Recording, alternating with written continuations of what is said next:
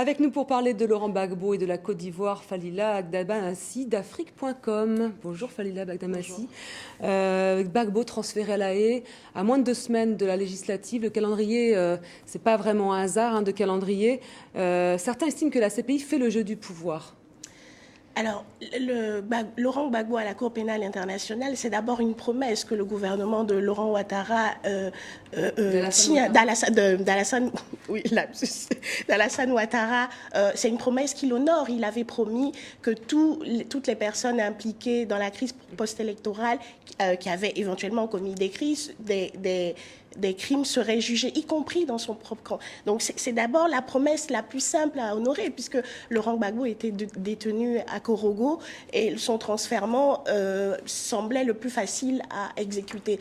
La seconde chose qu'il faut savoir, c'est que la Côte d'Ivoire a entamé deux types de poursuites sont entamées concernant des crimes économiques et concernant des crimes de sang. Les crimes de sang, pour l'instant, le procureur de la République ivoirienne l'a indiqué, la Côte d'Ivoire n'a pas commencé à enquêter sur les crimes de sang. Elle a par contre commencé à enquêter sur les crimes économiques. Donc c'est un premier geste, en fait. Elle reconnaît qu'elle n'est pas compétente.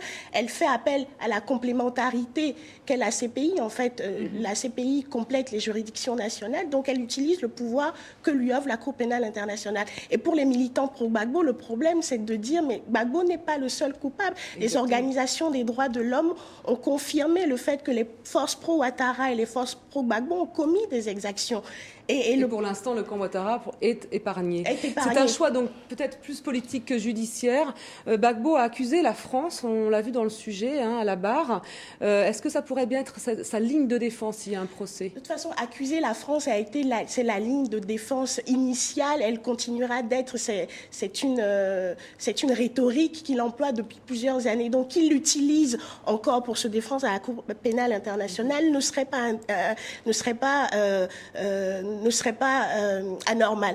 La seule chose, c'est que ce n'est pas la Cour pénale internationale a indiqué que Laurent Gbagbo serait le premier à être jugé et pas le dernier. Quand Luis Ocampo Moreno s'est rendu en Côte d'Ivoire, il avait bien expliqué que il suivait le cours d'épreuve, mais que d'autres personnes faisaient l'objet d'enquêtes de la Cour pénale internationale. Alors, est-ce qu'un procès ne menace pas le processus de réconciliation ?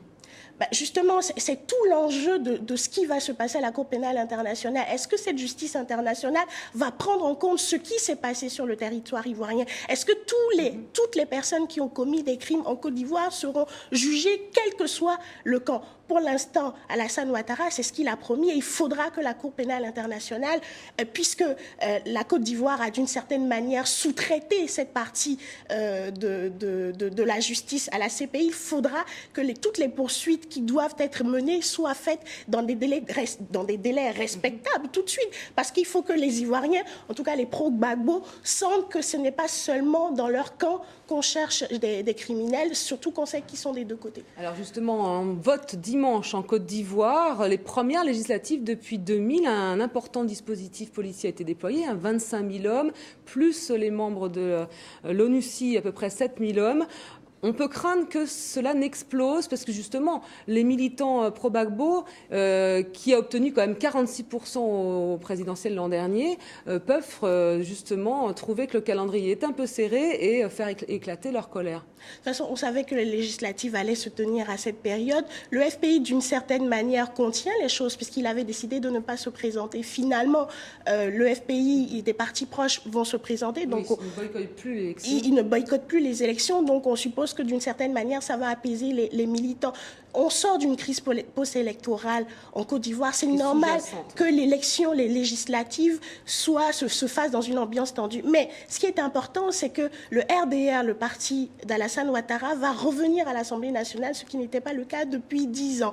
Et peut-être à la faveur de la décision du Front populaire ivoirien, on aura une situation qu'on n'avait pas connue depuis longtemps, c'est que l'absence du RDR créait comme une absence de représentation de ce parti qui représente une force politique en Côte d'Ivoire. Il y aura, avec ces élections, un rééquilibrage. Rééquilibrage aussi au niveau du PDCI, parce que le PDCI et le RDR ont signé un accord de gouvernement et le PDCI, en ayant une majorité avec le RDR, espère pouvoir récupérer la primature qu'occupe aujourd'hui Guillaume Soro. Eh bien, merci pour vos explications, Falila Agdamassi.